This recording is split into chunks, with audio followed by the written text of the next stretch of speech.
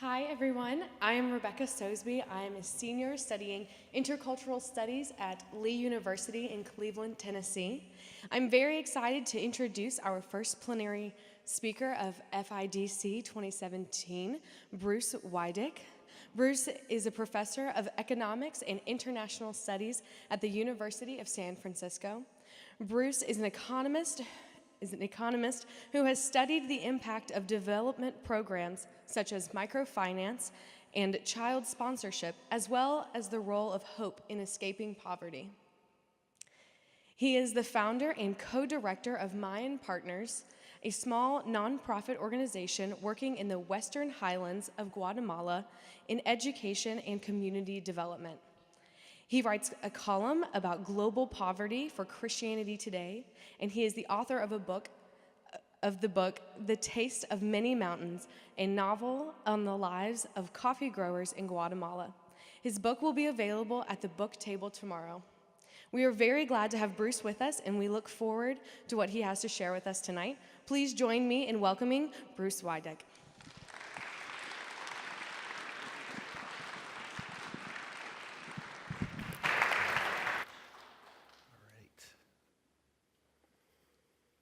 Pull this up here.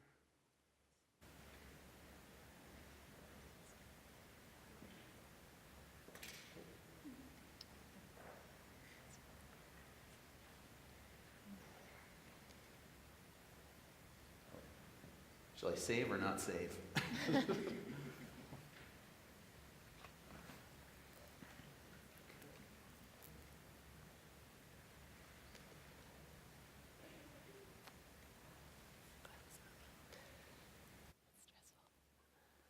Is that, uh-oh.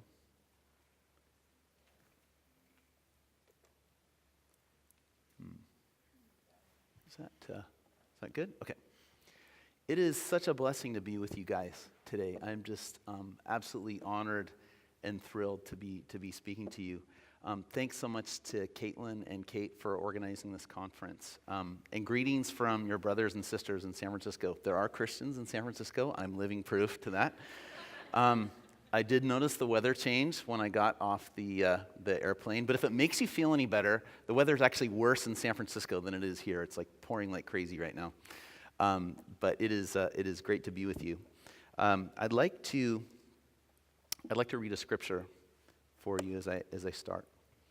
On one occasion, an expert in the law stood up to test Jesus. "Teacher," he asked, "what must I do to inherit eternal life?" "What is written in the law?" he replied. "How do you read it?" He answered, "Love the Lord your God with all your heart and with all your soul and with all your strength and with all your mind, and love your neighbor as yourself." You've answered correctly," Jesus replied. "Do this, and you will live." But he wanted to justify himself, so he asked Jesus, "And who is my neighbor?" In reply, Jesus said, "A man was going down from Jerusalem to Jericho when he was attacked by robbers. They stripped him of his clothes, beat him, and went away. Went away, leaving him half dead. A priest happened to be going down the same road, and when he saw the man, he passed by on the other side. So too a Levite, when he came to the place and saw him, passed him by on the other side. But a Samaritan, as he traveled, came where the man was, and when he saw him, he took pity on him. He went to him and bandaged his wounds, pouring on oil and wine. Then he put the man on his own donkey, brought him to an inn, and took care of him. The next day he took out 2 denarii and gave them to the innkeeper. "Look after him," he said, "and when I return, I will reimburse you for any extra expense you may have." So which of these 3 do you think was a neighbor to the man who fell into the hands of robbers? The expert in the law replied, "The one who had mercy on him." And Jesus told him, "Go and do likewise." So how many people have heard this before? Raise your hand. Great. Just about everybody. How many people know how to apply this parable to loving our global neighbor in the 21st century? Notice I'm not raising my hand. I'm not an expert in this. But what I hope to do is just sort of share with you some steps of my own journey in learning to apply this parable to learning to love our global neighbor. So I just want to mention 3 points about the Good Samaritan that I want to sort of work off of that I think will help us to understand a little better. The first is the context is not safe. okay, where he is talking about. So if you look on this little map, you see Jerusalem, and that's the little dashed red line is the road to Jericho. And all along that road, it's very, very steep. So you descend 3,000 feet, okay, down to Jericho. And all along that road, you're likely to meet with unsavory characters, okay, that lurk in the caves that are along this road. So this is an actual undoctored photo of the road to Jericho. But there are caves all along it, and so bandits would hang out in these caves and then rob people as they went along this path. So everybody knows what Jesus is talking about when he's talking about the road to Jericho. So second thing is that the Samaritan is a radical choice to be the hero/protagonist of this story. Okay, for those of you that don't know, the Jews did not like Samaritans. They didn't like them at all. And I don't know if you know the history of the Samaritans, but basically, to give you the condensed version, so when the Jews were sent into exile, the Assyrian king who had conquered Israel sent a bunch of Assyrian settlers to settle in Samaria, okay, which is part of Israel, to sort of occupy it, right? But we see in Second Chronicles 17 that they started worshiping pagan gods there, and so God actually sent these lions to eat sort of Assyrian settler snacks of these guys who are worshiping pagan gods in this land. And so the Assyrian king heard about this, and he said, oh my gosh, they don't know the right God to worship there. And so he actually asked some Jewish priests, to go back to this area to train the Assyrian settlers in the right God to worship. And so they did, and so they ended up worshiping Yahweh, and they were their religion was pretty congruent with the Hebrew religion, with the exception of they didn't think they had to go to the temple to make sacrifices there. They thought they could just do it in Samaria, kind of on their home turf. And this led to this huge religious split, right? So it was a split over ethnicity, over doctrine, and the two groups did not get along. In fact, they didn't get along so much that, the Apostle John and James, right, John the love guy, right, God is love, they want to call down fire on Samaria when they weren't shown the proper degree of welcome, right? So if John is going to do that, imagine how other Jews felt about Samaritans. So there was a saying in that time that he that eats the bread of the Samaritans is like the one that eats the flesh of swine. It does not get any lower than that in Israel as an insult. Okay? So another point about the Good Samaritan is that the expert is saying, so who is my neighbor, right? And this is an interesting question because back then, people operated and really survived through these networks of reciprocity. Like when you're sick, I bring you food so that when I'm sick, you bring me food. When I can't plow my field, you plow my field. When your draft animal goes sick, I lend you mine. Right, and so there's this reciprocity that goes on back and forth. And even game theorists understand, so I'm an applied game theorist, that this kind of love that happens in these reciprocal relationships really isn't pure altruism, okay? It kind of looks like love, and it's kindness, but Jesus is calling people to go beyond their network. Okay, so they know what it means to love their neighbor, and what he's trying to get Jesus to say is that your neighbor is just the guy who lives around you. At least he's your fellow Jew, right? But what he's doing is he's asking this guy to think way outside the box from what he understands loving his neighbor means. So the expert says, like, who is my neighbor? And Jesus says, which was a neighbor to him, right? So he turns the question around on him. So what does it mean to apply the parable of the Good Samaritan in a 21st century globalized era? That's what I want to talk to you about today. And I want to say something that may be kind of radical for some people, but it's not enough to be good, okay? Being good does not necessarily translate to doing good.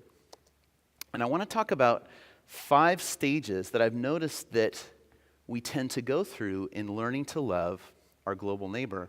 The first stage I would call just kind of a stage of ignorance, or almost kind of innocence or ignorance about the rest of the world. When I was a little kid, I didn't know that at the time there was a famine in Bangladesh that was killing almost 2 million people.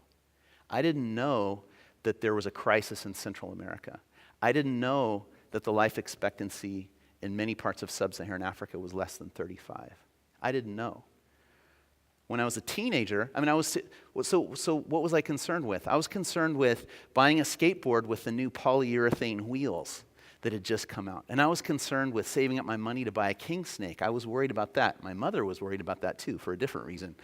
But those are the things I was worried about. And then when I became a teenager, I wasn't aware of the genocide happening in Cambodia. Maybe I was aware of the refugees coming from Central America at that point during the civil wars in El Salvador, Nicaragua, Guatemala, but I was kind of indifferent to it. What was I worried about? I was worried about hoping people would like me in high school. I was worried about hoping this really cute girl, Adriana Covarrubias, would fall in love with me in the history class I sat next to her in. I was worried about that stuff. I was indifferent to the world. And then when I went to college, that changed a little bit. I became idealistic. And I think the next stage is idealism. So ignorance, indifference, and then idealism. Idealism happens when we take some classes and development studies, and sometimes we think we can kind of characterize the world in these simple boxes of oppressors and the oppressed and so forth. And then we have these simple solutions, and it's only a matter of getting everybody to understand the situation and mobilizing enough resources to solve poverty and injustice problems. It's not that simple. It's not that simple. Idealism is full of answers, but trust me, there are a lot more questions about poverty and justice than there are simple answers. So the next stage I would call investigation or inquiry, okay, where we go from offering simple answers to asking simple questions about why poverty exists and why there's so much inequality in the world, why there's so much injustice, why are there refugees. So to be able to address poverty situations effectively, we have to investigate, we have to ask questions. To love somebody well, we have to learn how to love them correctly. Like if I want to love my wife well, her birthday's coming up next week, do I get her what I would like to get myself? Would I get her a chainsaw or a leaf blower or season tickets to the Warriors? Probably not. What I should do is I should ask my wife, what do you want? Okay? Not just think what I think I should give her. Okay? To love people well, you have to learn about people and understand them and listen.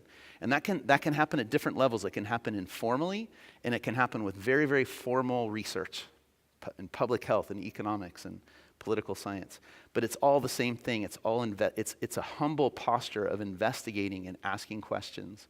And then finally, maybe if we understand things, maybe we may have an impact. Okay, I want to read another parable. Jesus told his disciples, there was a rich man whose manager was accused of wasting his possessions. So he called him in and asked him, what is this I hear about you? Give an account of your management, because you cannot be my manager any longer. The manager said to himself, what shall I do now? My master is taking away my job. I'm not strong enough to dig, and I'm ashamed to beg. I know what I'll do so that when I lose my job here, people will welcome me into their houses. So he called in each of his master's debtors. He asked the first, how much do you owe my master? 900 gallons of oil, he replied. The manager told him, take your bill, sit down quickly, and make it 450. And then he asked the second, how much do you owe? 1,000 bushels of wheat, he replied. He told him, take your bill and make it 800. The master commended, not chastised, he commended the dishonest manager because he had acted shrewdly. And Jesus says, for the people of this world are more shrewd in dealing with their own kind than are the people of the light.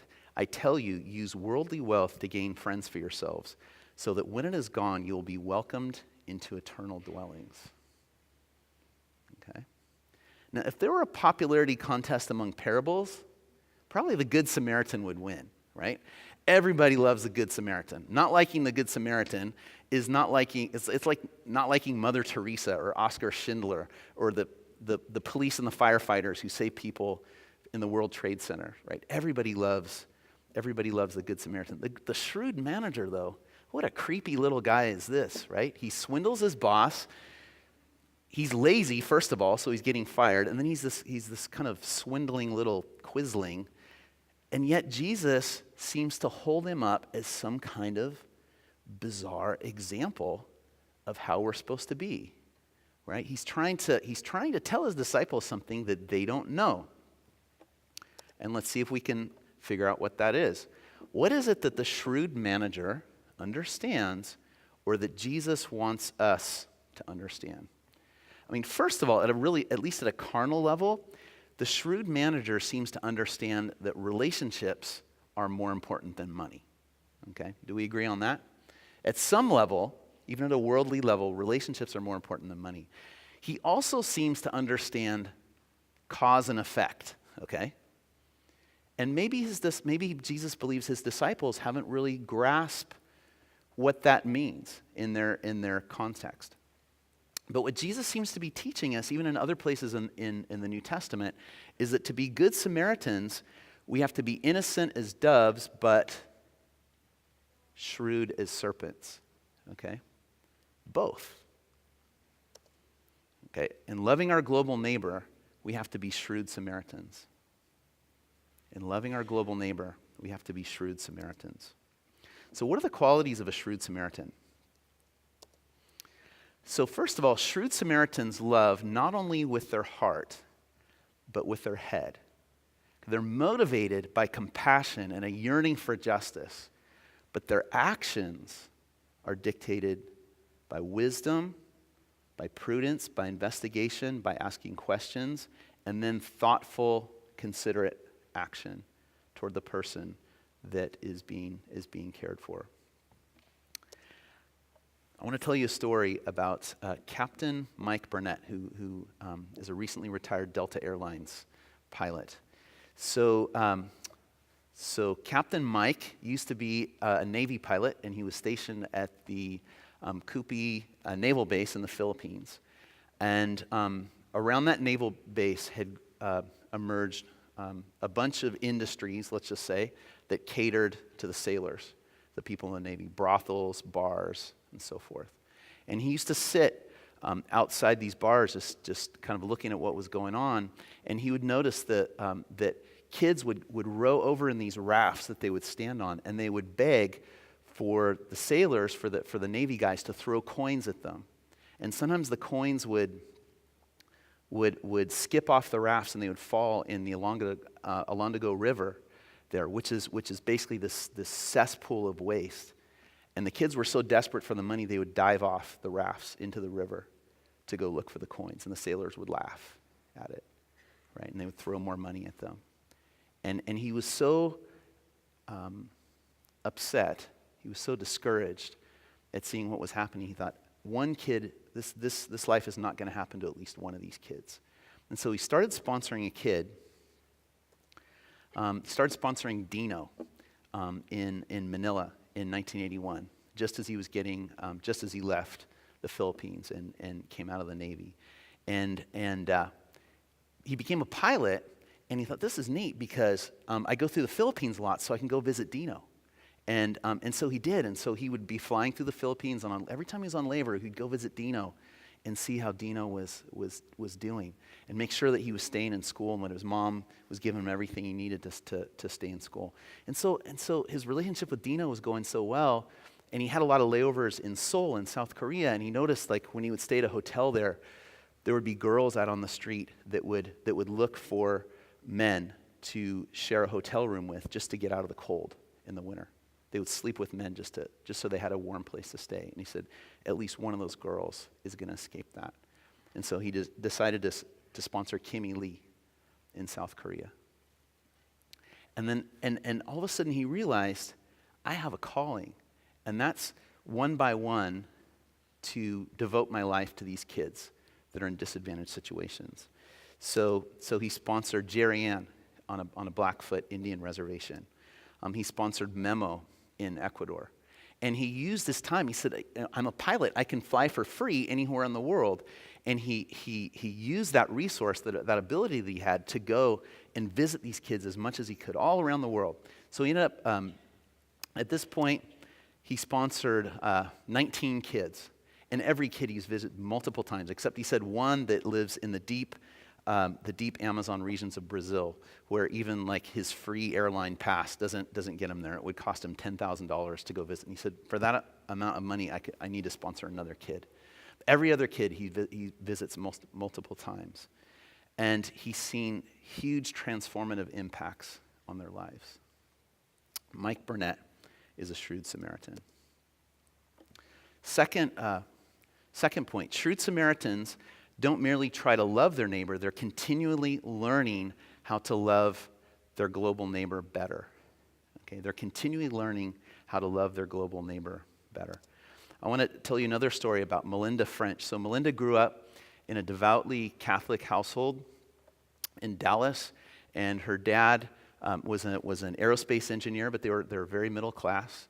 The family had a little real estate business on the side, and so she learned to work with computers, and he gave her an Apple III when she was 17 years old, and she used to keep the books for the family real estate business, and she was actually pretty good at it. And she went to Duke undergraduate, and then got her MBA from Duke, and then went to work at Microsoft.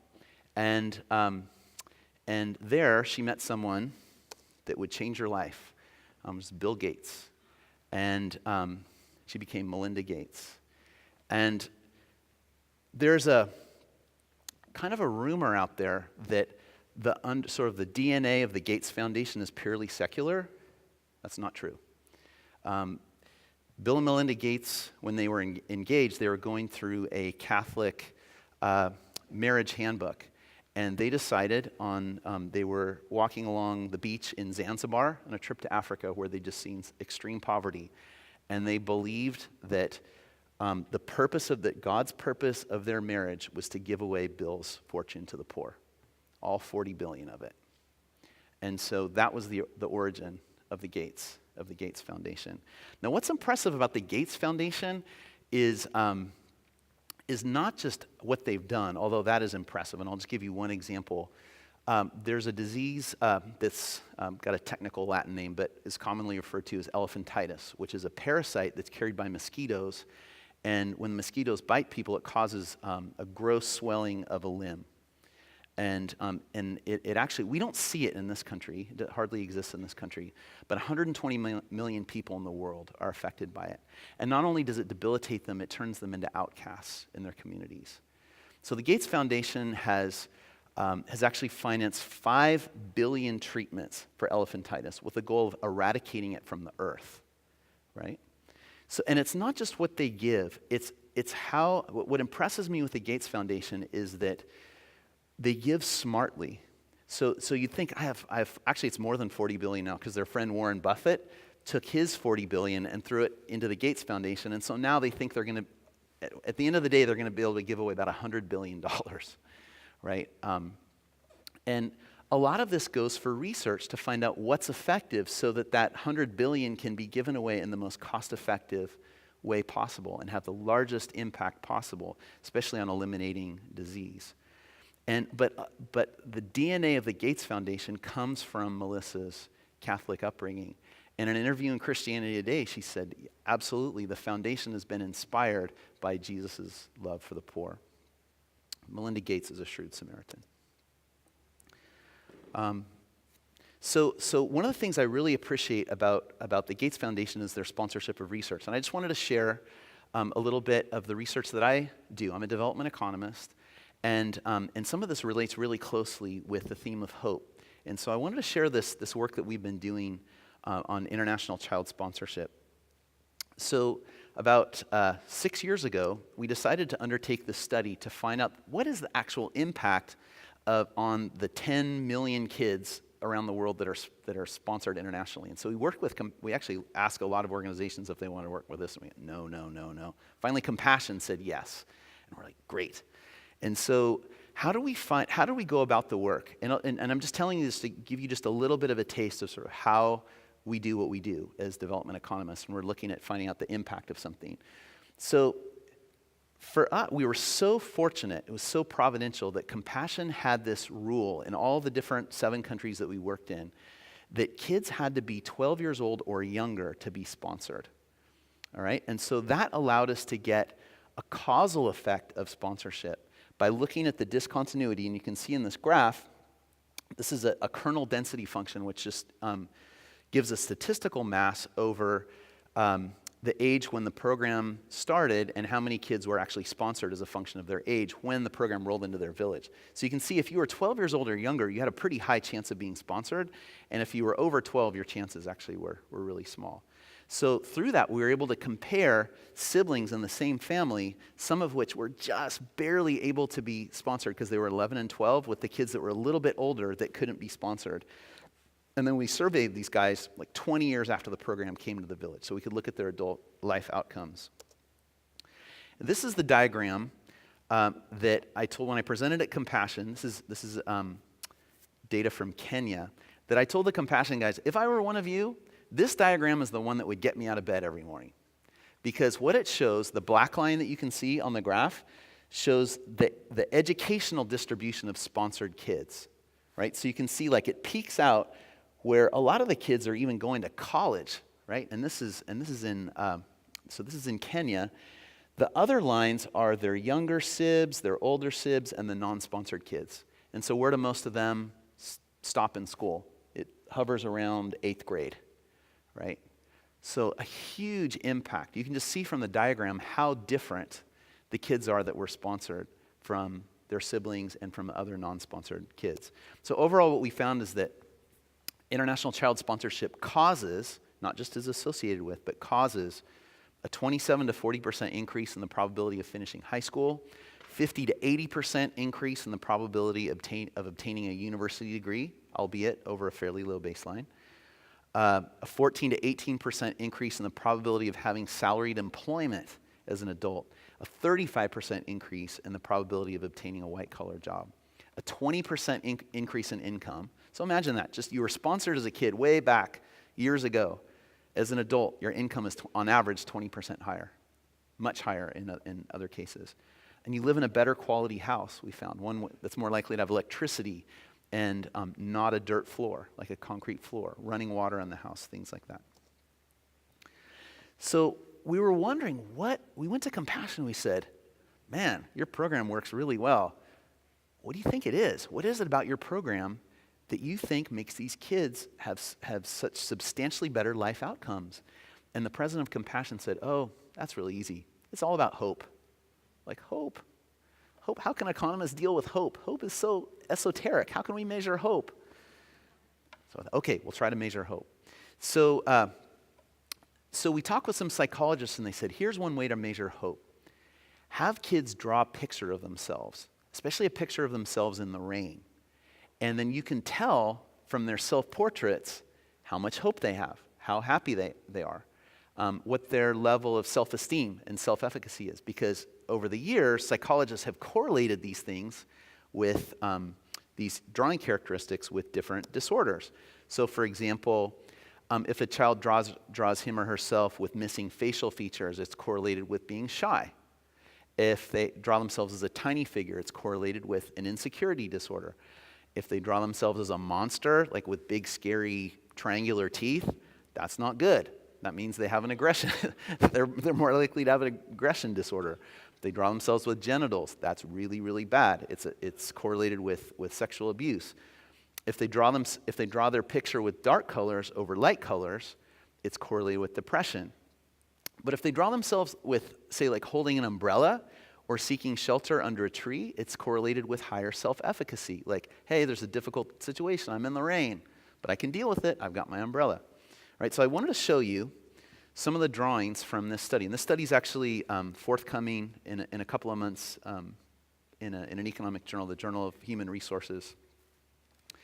And so we made psychometric indices from these drawings.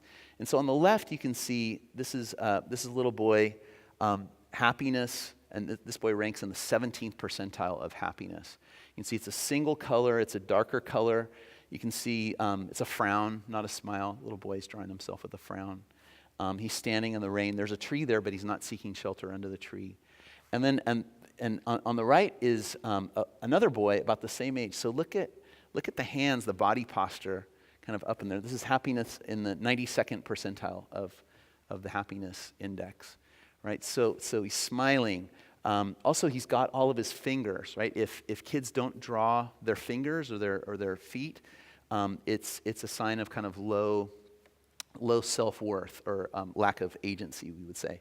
And notice the sun that's out in the corner. Like we said, draw a picture of yourself in the rain. We didn't say, hey, draw a sun peeking out behind, right?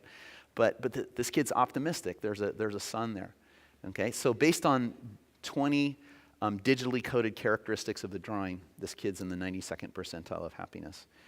So this is self-efficacy, like our agency, the ability, sometimes anthropologists call it the locus of control, like how much control a person feels over their environment. Impoverished people feel like they have a very low level of control over their environment. Wealthier people have a much higher level of control. So this picture on the left is only the 8th percentile in self-efficacy. You can see dark colors. We didn't say put in lightning strikes, okay, but she does. Also, she's kind of standing right under the rain. If she just moved a little bit to the left, she'd be a lot better. But if you contrast that with subject 253, this is a 9-year-old girl who was actually a sponsored girl. You can see this girl is dressed to the nines, right? She's got not only the umbrella, she's got the raincoat, the galoshes. It's like, it's raining, but I'm prepared, right? And also you see the sun behind the clouds sticking out. This one is hope, hope or hopelessness. So notice on the left, so this gal on the left ranks in the 85th percentile of hopelessness, all right? Dark colors, she's got her hands behind her back, so missing hands is correlated with hopelessness. Notice the kid on the right, so he's in the 93rd percentile of hope, or the 7th percentile of hopelessness. He doesn't get points subtracted for having a square head, but he's got bright colors, very, very hopeful. Okay, so what we found overall is that kids that are sponsored through compassion were 0.8 standard deviations more hopeful about the future. By the way, that's a huge impact. About half a standard deviation more happy, about a third of a standard deviation higher self-efficacy. So what does compassion do with these kids? Basically, they just love on these kids for like 10 hours a week for 10 years, okay? They get about 4,000 hours of attention of just people caring about them and telling them that they're God's gift to their community, right? And so what we find is that this hope stuff is not just some esoteric idea. Hope is real. Hope is real. These sponsored kids, they give them school fees and other tangible things, but more than anything, they're providing them with hope, and then we see in our other study how that pays off in the end. One other study I want to quickly talk about. We did another study to look at the impact. You guys know Tom's Shoes? Raise your hand if you know about Tom's Shoes. Okay, you buy a pair of their shoes, they give a pair of shoes free to a kid in a developing country. So we got a big grant from them, actually, to look at the effectiveness of this program. And in short, so we did a randomized controlled trial with 1,500 kids. Half the kids got shoes, half the kids didn't get shoes. Then we did a follow-up 3 months later. What did we find? Nothing. The only thing we found was something negative, which is that the kids that got the shoes were more aid-dependent, okay? Where did this originate? Where did this idea originate? It originated out of idealism, right? Were there questions asked of these kids, is the most important thing you need, is it shoes? Well, if they would have asked, the kids would have said no, okay? That's not the most important thing they need. Probably the most important thing they needed was cash, okay? And there are other programs that do that. But the good news is that Tom's has learned from this, and now they're introducing a whole array of new products that seem to have a much bigger impact. Fresh water, cataract surgery. If you buy a pair of their somewhat overpriced European-looking sunglasses, that's okay, because somebody's going to get cataract surgery, and their eyesight's going to be restored, right? So Tom's is learning, and that's why I actually really like Tom's, is because they're a learning organization. Time out just for a little advertisement before I conclude. If you want to work on studies like this that look at the impact of stuff, I direct a master's program, and I think a couple students are going to pass out some brochures for this master's program in International and Development Economics at the University of San Francisco. I would love to work with a few of you guys on doing stuff like this. Both of these studies, the fieldwork was primarily done by master's students who co-authored these papers with us. So I would love to work with some of you. And we actually have quite a few students from Christian colleges, so that would be great. Okay, so last point. Shrewd Samaritans understand that their calling isn't to solve all the world's problems. It's not that. Instead, they're committed to engagement in particular domains within a sphere of interest, expertise, calling, influence. Okay? It's not good to graduate from Calvin or Wheaton or wherever else and think that you're going to go out and change the world by yourself. You need to do it in community, and you need to do it in a way that's consistent with your gifts, abilities, and calling, probably to a limited domain of people. So I want to tell you a story about my dentist in San Francisco, Dr. David Yee. And he's been my dentist ever since I started teaching at USF. And the first few times I was there, he asked me what I did, and I said I'm a development economist. He goes, oh, have you been in any countries? And I tell him all these countries I'd been to. And he said, oh, that's kind of neat. I said, Doctor, have you ever done any of those dental missions, that dentists do sometimes? He goes, oh, no. I'm kind of a stay-at-home. The city's enough for me. I don't go to crazy countries. And so when I'd come in, he'd say, been to any new crazy countries lately? And I'd tell him the countries I'd been to. And I said, how about you? No. Until finally, about 4 years ago, I think it was, I didn't even ask him the question. And he said, I went on one of those dental missions. I said, wow, really? That's great, Dr. Yee. Where did you go? He said, I went to Jamaica. And he said, well, tell me about it. And so apparently he got his plaque scraper and his driller and his spit sucker all packed up.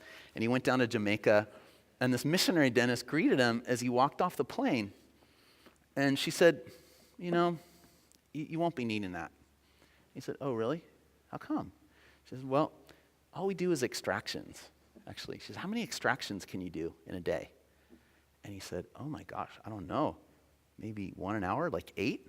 And she said, oh. And she had this very downcast look, apparently.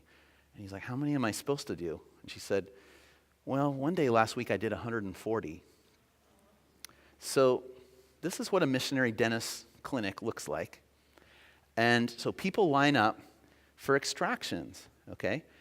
Why are extractions so important? Extractions are important because an infected tooth can create an abscess, and the abscess can be fatal. If it's in the upper tooth, the infection can spread through the sinus cavity into the brain, which slowly causes retardation and then shortly after that, death. If it's in the lower tooth, the abscess can get so big that it starts blocking the esophagus, and the person can suffocate to death.